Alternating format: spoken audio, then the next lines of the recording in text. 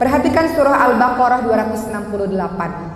Apa kata Allah Subhanahu wa taala? Setan menakut-nakuti kamu dengan kemiskinan, menyuruh kamu untuk berbuat kikir. Kata setan, jangan sedekah, nanti engkau miskin. Jangan sedekah, kau ini masih kurang.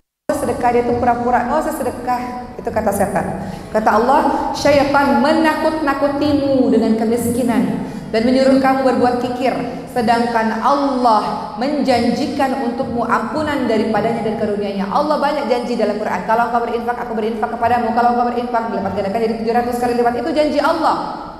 Sedangkan Allah dalam surah Al-Baqarah 268 dikatakan menjanjikan untukmu ampunan dan karunia. Allah berikan, Allah balas, dan Allah maha luas karunia-Nya, lagi maha mengetahui.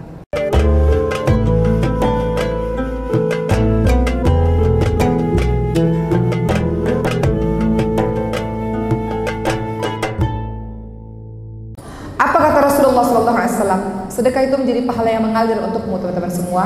Kata Rasulullah, pahala amalan dan kebaikan yang bakal menghampiri seorang mukmin sepeninggalannya, beliau menyebutkan adalah diantaranya mushaf yang engkau tinggalkan, masjid-masjid atau pesantren atau tempat agama yang engkau bangun, rumah-rumah orang yang dalam perjalanan yang engkau bangun, sungai-sungai yang engkau keluarkan hartanya dari hartamu, dari tanganmu, maka itu adalah sedekah yang terbaik. Ya. Baik teman-teman yang dirahmati oleh Allah Subhanahu wa taala, perhatikan surah Al-Baqarah 268. Apa kata Allah Subhanahu wa taala? Setan menakut-nakuti kamu dengan kemiskinan, menyuruh kamu untuk berbuat kikir. Kata setan, jangan sedekah, nanti engkau miskin. Jangan sedekah, kau ini masih kurang. Sedekah, dia itu pura-pura, oh saya sedekah. Itu kata setan. Kata Allah, syaitan menakut-nakutimu dengan kemiskinan dan menyuruh kamu berbuat kikir, sedangkan Allah menjanjikan untukmu ampunan daripadanya dan karunia-Nya. Allah banyak janji dalam Quran. Kalau engkau berinfak, aku berinfak kepadamu. Kalau engkau berinfak, dilipat gandakan jadi 700 kali lipat. Itu janji Allah. Sedangkan Allah dalam surah Al-Baqarah 268 dikatakan menjanjikan untukmu ampunan dan karunia. Allah berikan, Allah balas, dan Allah maha luas karunia-Nya, lagi maha mengetahui. Hal ini hanya bisa dirasakan untuk orang-orang yang percaya. Kalau orang-orang belum apa-apa udah itu matematika. Ntar kalau sedekah saya nggak bisa begini, nggak bisa begitu. Nggak ada boros dalam urusan sedekah di jalan Allah Subhanahu wa taala. Tentu sedekah terbaik adalah sedekah untuk keluarga sendiri, itu paling utama. Untuk ibu, untuk ayah, untuk keluarga itu paling utama, teman-teman sekalian. Ketika keluargamu sudah dalam keadaan yang baik, kau bisa bersedekah untuk orang-orang luar. Begitu ya teman-teman semua. Berikutnya ada kisah dalam hadis riwayat Muslim. Ada dua orang yang punya kebun bersebelahan. Anehnya, air hujan hanya turun di kebun yang pertama. Hujan itu nggak sampai di kebun yang kedua, padahal sebelahan. Jadi kebun yang kedua itu kering kerontang, kemarau, mati tanaman-tanamannya. Sampai sang tukang kebun berkata kepada tukang kebun yang pertama, kamu ini apa sih yang kamu lakukan? Kenapa hujan turun di tempatmu aja? Tidak pernah di tempatku. Kata orang pertama memberitahukan rahasianya, yang kulakukan tidak macam-macam, hanya saja kalau aku sudah dapat hasil panen, dapat uang, maka kuberikan sepertiga untuk keluarga, sepertiga kutanam kembali, diputar lagi uangnya, dan sepertiga untuk sedekah, sepertigaku untuk sedekah. Ternyata Allah mudahkan, hartanya terus berkembang. Kata ulama, keutamaan sedekah di antara lain adalah dia dapat meringankan sakaratul maut. Sedekah menjadi lampu yang terang di dalam kubur. Orang-orang yang suka sedekah ada pintu khusus di dalam surga. Surga itu ada 8 pintu. Salah satu pintu khusus adalah as-sakhaya, yaitu pintu surga untuk orang-orang yang sangat suka untuk bersedekah. Ya, pintu surga itu macam-macam ya. Ada pintu sholat, pintu puasa, pintu menahan marah, pintu memaafkan orang lain, pintu jihad, dan ada pintu khusus untuk orang-orang yang sedekah. Kemudian teman-teman yang dirahmati oleh Allah Subhanahu wa taala, perhatikan surah Al-Furqan 67. Allah Subhanahu wa taala menyebutkan kriteria ibadur rahman, kriteria orang-orang salih. Salah satunya apa? Ibu-ibu baca surah Al-Furqan ayat 67 sampai 74. Beberapa di antara ciri-ciri orang salih selain dia tawadhu, rendah hati, dia mengucapkan kalimat yang baik, kemudian dia senantiasa salat malam. Berikutnya Al-Furqan 67 adalah dia yang suka berinfak. Kata Allah, walladzina idza anfaqu lam yusrifu wa lam yaqturu wa kana baina dzalika qawama. Dan orang-orang yang apabila menginfakkan hartanya mereka tidak berlebihan. Artinya, kalau engkau belanja untuk dirimu sendiri jangan berlebihan. Kadang-kadang kita gatal pengen belanja online shop, belanja melulu ya. Kata Allah, kalau engkau keluarkan harta untuk dirimu sendiri jangan berlebihan dan jangan pula kikir ketika bersedekah di jalan Allah Subhanahu wa taala. Allah ingin kita dalam kondisi pertengahan. Baik, teman-teman yang dirahmati oleh Allah Subhanahu wa taala, berikutnya saya mau ceritakan kisah bagaimana luar biasanya sedekah itu. Kita lihat di zamannya Nabi Muhammad SAW. Pada saat itu Rasulullah dengan kaum muslimin sedang duduk-duduk di dekat masjid di kota Madinah, teman-teman semua. Dari kejauhan, ketika Rasul berkumpul dengan para sahabatnya, dari kejauhan tampak segerombolan orang sedang berjalan kaki. Mereka berpakaian compang-camping, ya, orang-orang miskin. Kemudian terlihat dari wajah mereka kelelahan, kelaparan, miskin, butuh pertolongan. Maka Rasulullah yang melihat ini sangat sedih. Kemudian Rasulullah SAW menyuruh Bilal untuk mengumandangkan adzan dan selanjutnya sholat pun digelar. Akhirnya mereka sholat bersama-sama dipimpin oleh Rasulullah. Selesai sholat, apa kata Rasulullah? Rasulullah berpidato, memberikan ceramah kepada seluruh sahabat-sahabatnya. Wahai kalian manusia, hendaklah setiap orang menyedekahkan sebagian dari hartanya. Hendaklah setiap kalian menyedekahkan sebagian dari dinarnya, sebagian dari dirhamnya, sebagian dari pakaiannya, dari makanannya, dari gandumnya, dari kurmanya. Allah nggak bilang semuanya. Allah katakan hendaklah kalian sebagian. Berikan apa yang kalian bisa, pakaian kalian, makanan kalian, apa yang kalian bisa lakukan. Jadi Rasulullah tadi pidato, memberikan ceramah kepada para sahabat-sahabatnya, dan ceramah itu menyentuh hati para sahabat-sahabat sehingga satu persatu mereka pulang ke rumah, kemudian mereka kembali lagi ke masjid untuk membawa harta-harta sedekah mereka. Seorang laki-laki dari golongan Ansor membawa sebuah makanan, ada yang bawa uang dan sebagainya, sampai-sampai mereka nggak cukup lagi tangannya untuk membawa uang mereka atau membawa barang-barang yang mau disedekahkan. Ada pula yang bawa pakaian sampai nggak muat lagi tangannya saking mau ditaruh ke masjid gitu ya untuk disedekahkan. Dan kemudian akhirnya dalam waktu singkat terkumpul banyak sekali sedekah-sedekah dari banyak orang. Dan Rasulullah wajahnya berseri-seri. Ya, kemudian Rasulullah akhirnya memanggil salah satu perwakilan dari orang miskin tadi dan diserahkan sedekah itu, dan diserahkan sedekah tersebut.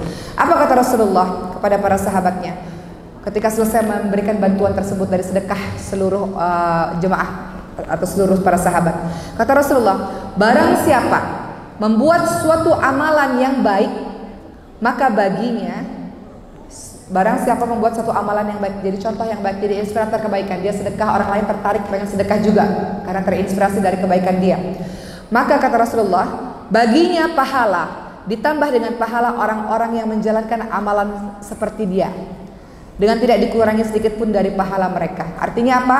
Rasulullah sedang membicarakan orang yang pertama kali merespon seruan untuk bersedekah. Pertama kali, artinya kan dia yang menjadi contoh, ya kan? Dengan dia bersedekah, orang lain jadi termotivasi juga mau sedekah, orang lain jadi tergerak juga mau sedekah.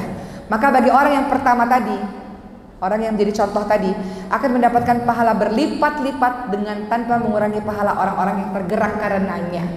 Jadi amalan itu bisa terang-terangan, bisa sembunyi-sembunyi, teman-teman semua. Amalan terang-terangan untuk memotivasi orang lain. Dan kalau engkau yang melakukan pertama, yang lain jadi tergerak hatinya bersedekah karena dirimu, maka sedekah-sedekah mereka engkau pun akan mendapatkan pahalanya. Karena engkau menjadi contoh, inspirator kebaikan. Kalau kita mencontohkan kebaikan yang lain ikut, kan kita dapat pahalanya juga. Namanya amal jariah. Ada juga dosa jariah. Kita buat dosa, orang lain ikut karena terinspirasi karena keburukan kita mendapat dosanya. Jadi itulah kisah di zaman Nabi Muhammad SAW. Saya mau ceritakan satu kisah lagi. Ini bagus sekali kisah ini. Satu kisah di zamannya Nabi Musa alaihissalam. Suami istri yang miskin, banyak hutang, susah makan, susah hidup karena nggak ada uang. Maka sepasang suami istri ini serba kekurangan bertahun-tahun. Kekurangan bertahun-tahun, sangat-sangat miskin. Namun mereka sangat sabar dan terus berikhtiar untuk keluar dari belenggu kemiskinan itu. Suatu hari istri ini berkata pada suami, wahai suamiku, bukankah Nabi Musa itu nabi yang bisa bicara dengan Tuhannya, dengan Allah Subhanahu wa taala? Ya benar, kata suaminya. Kalau begitu, kenapa kita tidak mendatangi Nabi Musa dan kita mengadukan keadaan kita padanya? Kita minta agar dia bicara kepada Allah Subhanahu wa taala tentang keadaan kita, dan kita katakan kepadanya, mintalah kepada Allah agar kita ini diberikan kekayaan, agar kita bisa hidup senang, berkecukupan dalam menjalani sisa usia kita. Sudah berpuluh-puluh tahun dalam kondisi miskin. Kita minta Nabi Musa untuk bicara sama Allah supaya bisa mengganti kehidupan kita. Maka keesokan harinya, keduanya suami istri ini mendatangi Nabi Musa dan menyampaikan keinginan tersebut. Maka Nabi Musa pun bermunajat, berbicara kepada Allah Subhanahu wa taala dan menyampaikan keinginan keluarga itu. Kemudian teman-teman sekalian, Allah menjawab permohonan dari Nabi Musa alaihissalam. Allah menjawab, "Wahai Musa, sampaikan kepada mereka bahwa aku akan mengabulkan permintaan mereka. Aku akan beri mereka kekayaan, tapi selama 1 tahun saja. Dan setelah 1 tahun, aku akan kembalikan mereka menjadi orang miskin lagi," kata Allah Subhanahu wa taala. Maka mendengarkan kabar itu, Nabi Musa alaihissalam pun akhirnya memberikan informasi tersebut kepada sang suami istri. Suami istri ini tentu sangat gembira, at least mereka bisa merasakan kekayaan walaupun cuma 1 tahun. Benar saja dalam beberapa hari tiba-tiba datang rezeki dari arah yang tak disangka-sangka. Mereka menjadi kaya raya dan terhormat di mata masyarakat. Kehidupan mereka tiba-tiba berubah. Dari yang tadinya susah, yang tadinya sulit luar biasa, kemudian kehidupan mereka berubah menjadi kehidupan yang senang dan bahagia. Sang istri ini berkata pada suami, "Wahai suamiku, ingatlah, kita hanya diberikan kekayaan ini hanya 1 tahun saja, dan setelah itu kita akan jatuh miskin seperti sedia kala." Suaminya mengatakan, "Ya setar."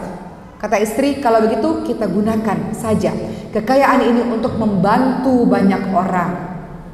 Selama 1 tahun ini kita gunakan harta ini untuk memberi makan orang-orang yang miskin, menyantuni anak-anak yang yatim, yang belum punya orang tua, yang tidak punya rumah dan sebagainya. Jadi 1 tahun kekayaan ini kita manfaatkan untuk sedekah sebanyak-banyaknya. Karena kemarin kita mau sedekah nggak punya uang, nggak bisa," katanya. Jadi teman-teman sekalian, banyak kita yang sangat sedekah, tapi kita nggak punya. Tapi ingat, Allah sudah catat niat itu. Kalau kita berniat baik, Allah sudah catat 1 pahala. Kita berbuat, kita lakukan, mendapatkan 10 pahala. Jadi niatmu saja itu sudah dicatat oleh Allah sebagai sedekah.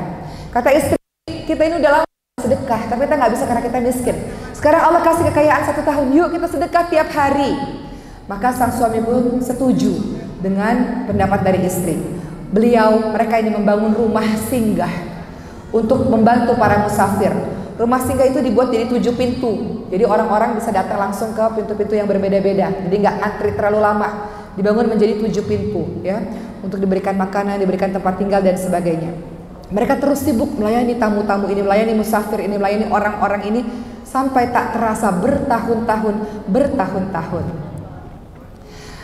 Siang malam mereka memberikan makanan gratis, tempat tinggal gratis. Mereka sibuk melayani orang lain. Kemudian kehidupan mereka tetap kaya. Mereka lupa dengan waktu yang Allah berikan 1 tahun bahwa mereka akan miskin. Mereka nggak ingat tentang itu, karena mereka sibuk dalam memberikan sedekah kepada orang lain. Lalu Nabi Musa heran. Nabi Musa tanya kepada Allah Subhanahu wa taala, "Ya Allah, Engkau telah menetapkan syarat kepada mereka. Engkau katakan orang ini, keluarga ini kaya hanya 1 tahun saja. Sekarang sudah lewat dari 1 tahun, mereka tetap hidup kaya. Kenapa ya Allah? Kenapa ibu-ibu sekalian?" Apa kata Allah? "Wahai Musa, aku membuka 1 pintu di antara pintu-pintu rezeki kepada keluarga itu." Baru buka 1 pintu. Lalu mereka membuka 7 pintu untuk membantu hamba-hambaku, kata Allah. "Wahai Musa, apakah mungkin hambaku lebih dermawan dibanding dengan diriku?" kata Allah. Kemudian Nabi Musa mengatakan, "Maha suci Engkau ya Allah, betapa maha mulianya urusanmu dan maha tingginya kedudukanmu." Maka dari kisah ini kita bisa belajar teman-teman sekalian betapa dahsyatnya keutamaan dari sedekah. Dahsyatnya keutamaan dari sedekah itu. Masih banyaklah kisah-kisah lain yang bisa saya ceritakan. Bagaimana sedekah itu luar biasa. Gak pernah dia membuat engkau miskin, itu gak pernah teman-teman semua. Gak ada ceritanya. Dalam sebuah hadits disebutkan, Rasulullah ingatkan, tidak ada 1 hari pun yang seorang hamba memasuki waktu pagi kecuali ada 2 malaikat yang turun dari langit, dan salah satu malaikat berdoa, "Ya Allah, berikanlah ganti untuk orang-orang yang berinfak ini ya Allah." Malaikat yang doain kita teman-teman semua. Ya Allah ganti, ya Allah rezekinya ganti, ya Allah dia telah berinfak, ya Allah tiap pagi itu malaikat mendoakan kita. Berilah ganti untuk orang-orang yang berinfak. Dan malaikat lain berdoa, ya Allah berikanlah kebinasaan untuk orang-orang yang pelit, untuk orang-orang yang menahan dirinya tidak berinfak dan mengambil sesuatu yang bukan haknya. Binasakan mereka ya Allah. Jadi kalau mau didoakan oleh para malaikat, anak saya itu punya kebiasaan ibu sekalian. Kami ini kadang-kadang ya, yang perempuan-perempuan ini, anak saya umurnya 9 tahun dan sekarang 7 tahun. Yang perempuan-perempuan ini kadang-kadang kami sholat subuh di masjid memang. Selalu anak saya namanya Khadijah, Uma minta uang, walaupun cuma 2.000. Tiap hari dia harus masukin ke celengan masjid sebelum subuh itu, teman-teman semua. Kenapa ya Khadijah? Nggak apa-apa, supaya malaikat doain Khadijah katanya. Ya, oh Khadijah mau dinilai sebagai orang yang suka sedekah. Kemudian dia kasih makan kucing, dikasih makan apa? Kenapa Khadijah? Masalahnya Khadijah ngasih makan kucing nggak main-main. Ikan yang ada di meja makan dia kasih ke kucing, Bu. Jadi saya kadang agak protes. Oh masih mau makan ya? Kenapa kasih ikan ini yang bagus-bagus ini?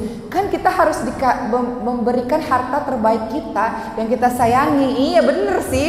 Tapi Uma masih mau makan ikannya gitu. Dia tuh orang yang paling gila sedekah tuh, anak saya namanya Khadijah itu. Nggak mikir dia dalam sedekah. Pernah temannya dia ngelihat tas temannya dan sepatu temannya udah rusak.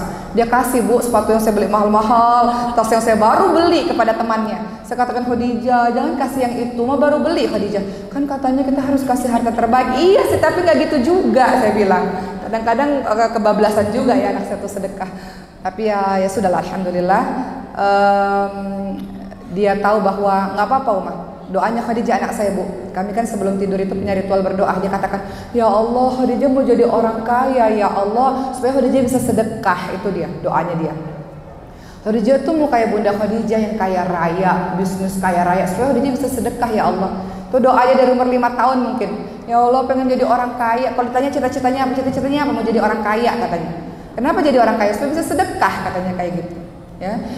Kembali lagi Ibu sekalian, jadi dalam setiap pagi malaikat-malaikat datang dan mendoakan kita. Malaikat katakan berikanlah ganti untuk orang-orang yang berinfak ini ya Allah. Baik teman-teman yang dirahmati oleh Allah Subhanahu Wa Taala, ada kisah lagi yang mau saya ceritakan. Kisah ini sudah terkenal, teman-teman tahu kisah ini. Sebagian teman-teman tahu. Orang paling kaya, sahabat paling kayanya Nabi siapa? Sahabat Nabi yang paling kaya siapa? Abdurrahman bin Auf. Siapa beliau? Pedagang, pembisnis yang kaya raya. Beliau orang Mekah, ketika berhijrah ke Madinah nggak punya apa-apa. Orang berhijrah kadang-kadang kehilangan harta, kehilangan keluarga, kehilangan segala sesuatu. Banyak pengorbanannya ketika berhijrah, betul nggak? Begitu pula Abdurrahman bin Auf ketika hijrah harus mulai dari nol, nggak punya uang sama sekali. Beliau kembali bisnis, akhirnya jadi kaya raya di kota Madinah. Kemudian Abdurrahman bin Auf mendengar, Abdurrahman bin Auf kata Rasulullah masuk surga tapi merangkak. Kenapa merangkak? Karena terlalu banyak hartanya, jadi dihisap dulu, hisapnya lama. Ditanya sama Allah, dari mana hartanya, kemana kau keluarkan. Jadi orang kaya itu dihisapnya lama di dalam surga. Masuk surga tapi merangkak. Jadi Abdurrahman bin Auf takut, nggak mau merangkak. Kalau saya tanya sama ibu mau pilih jadi orang miskin atau orang kaya? Orang miskin masuk surga cepat, orang kaya masuk surganya lama, dihisap dulu. Mau masuk surga cepat atau lama? Cepat. Pertanyaan berikutnya, kalau gitu menjadi orang miskin atau orang kaya? Gimana? Kaya tapi amanah ya. Ketika diperiksa sama Allah benar semua ya, harta yang diperoleh benar semua, sedekah yang diberikan di jalan Allah semua, masya Allah. Amin amin ya rabbal alamin. Jadi Abdurrahman bin Auf ini teman-teman semua orang yang sangat kaya raya, saking kayanya pusing dia. Kadang-kadang orang terlalu kaya pusing nih duit mau dikemanain ya. Ibu kalau ada yang kaya raya di sini nggak usah pusing-pusing, sedekah hari ini ya Bu. Ya insya Allah mudah-mudahan kami amanah insya Allah. Baik, jadi Abdurrahman ini pusing, ya Allah masuk surga dalam keadaan merangkak ini ya Allah, bingung udah kebanyakan hartanya mau gimana. Akhirnya Abdurrahman bin Auf ketika suatu peristiwa ada perang Tabuk namanya, seluruh sahabat ikut dalam perang Tabuk, perang yang sangat panas jauh luar biasa. Sampai jauh dan susahnya perang tersebut, banyak sahabat-sahabat Nabi yang meninggalkan perdagangannya dan kurma-kurma mereka yang hendak mereka jual busuk kurma-kurma itu. Apa yang dilakukan Abdurrahman bin Auf? Oh ini kesempatan saya. untuk menghabiskan harta nih sambil menolong para sahabat maksudnya. Abdurrahman bin Auf membeli seluruh kurma busuk di seluruh Madinah itu. Apa tujuannya? Tujuannya untuk nolong doang sih sebenarnya. Ibu-ibu kadang-kadang kalau kita di tepi jalan ada kakek-kakek nenek-nenek jualan kerupuk, jualan apa, jualan tisu lah anak-anak. Kita nggak perlu kadang-kadang benda-benda itu, tapi kita beli karena kita mau tolong. Betul nggak teman-teman semua? Sama seperti Abdurrahman bin Auf. Siapa yang perlu kurma busuk itu? Paling dibuang, ujung-ujungnya nggak perlu. Tapi Abdurrahman bin Auf mau tolong para sahabat-sahabat yang sudah berjuang di jalan Allah. Maka Abdurrahman bin Auf menghabiskan hartanya yang sangat banyak untuk membeli seluruh kurma busuk seluruh kota Madinah, dibeli sama Abdurrahman bin Auf. Kira-kira Abdurrahman bin Auf kekurangan nggak hartanya? Duitnya kurang nggak? Karena udah belanja banyak banget tuh, sesuatu yang nggak ada manfaatnya. Kata Abdurrahman bin Auf ya mungkin ya, alhamdulillah udah berkurang nih harta nih ya, udah bisa tolong teman-teman. Apa yang terjadi setelah itu teman-teman sekalian? Beberapa bulan setelah itu datang utusan dari sebuah negeri yang sangat jauh. Wahai Abdurrahman bin Auf, aku telah berkeliling ke berbagai macam negeri untuk mencari obat atas wabah penyakit yang terjadi di negeriku. Kami terkena wabah penyakit dan obatnya adalah kurma busuk, katanya. Aku telah berkeliling ke pelosok negeri untuk cari kurma busuk, namun jumlahnya nggak dapat sebanyak yang kami butuhkan. Ternyata aku mendengar engkau memiliki jumlah kurma busuk yang sangat banyak. Maka aku beli seluruh kurma busuk itu dan harganya sangat tinggi karena di mana-mana nggak ada yang jual ya. Abdurrahman bin Auf menjual kurma busuk itu dan karena orang ini sangat perlu dan sangat berterima kasih Abdurrahman bin Auf punya kurma busuk tersebut, dibeli dengan harga yang sangat tinggi. Yang tadinya mau ngurangin harta, malah hartanya makin bertambah. Coba teman-teman sekalian, itu terjadi dalam kehidupan kita. Yang tadinya kita mau ngurangin harta, nggak disangka-sangka ternyata banyak harta dari atau rezeki dari arah yang tak disangka-sangka. Itulah kisah Abdurrahman bin Auf yang ketika hidupnya beliau menyedekahkan banyak sekali hartanya, menolong orang-orang para sahabat yang ikut perang Badar, menolong istri-istrinya Nabi Muhammad ketika Nabi Muhammad telah tiada, semuanya sedekah. Salah satunya dari Abdurrahman bin Auf. Jadi alhamdulillah hari ini usai apa yang saya sampaikan. Mudah-mudahan kita semua punya tekad. Kita ini jiwanya jiwa-jiwa pemberi, bukan jiwa peminta-minta. Betul ya teman-teman sekalian ya. Hari ini nggak apa-apa. Hari ini aku belum bisa sedekah, tapi suatu hari nanti insya Allah aku bisa sedekah. Terakhir mulu ya dari tadi ya. Saya baru balik dari Inggris, Bu. Kemarin itu saya pergi ke Oxford. Saya mau cerita, ini saya terinspirasi sekali dengan kisah ini. Saya ke Universitas Oxford, Ibu sekalian. Dan saya diajak berkeliling oleh salah satu profesor di Oxford, orang Nusantara ya. Alhamdulillah, beliau adalah profesor pertama dari Nusantara yang mengajar di Oxford. Beliau cerita, Oxford ini luar biasa. Setiap murid-muridnya yang sudah lulus dan jadi orang, mereka kemudian menyumbangkan gedung ini, menyumbangkan ruangan ini, mewakafkan tempat ini untuk adik-adik juniornya belajar lagi. Mereka mengembalikan untuk infrastruktur dari Universitas Oxford tersebut. Jadi banyak bangunan-bangunan Oxford hasil sedekah dari alumni-alumninya. Bayangin teman-teman semua, Masya Allah. Mudah-mudahan jiwa-jiwa bersedekah itu ada di hati-hati kita dan rasakan keajaiban yang luar biasa atas sedekah yang kita berikan lillah selama ini.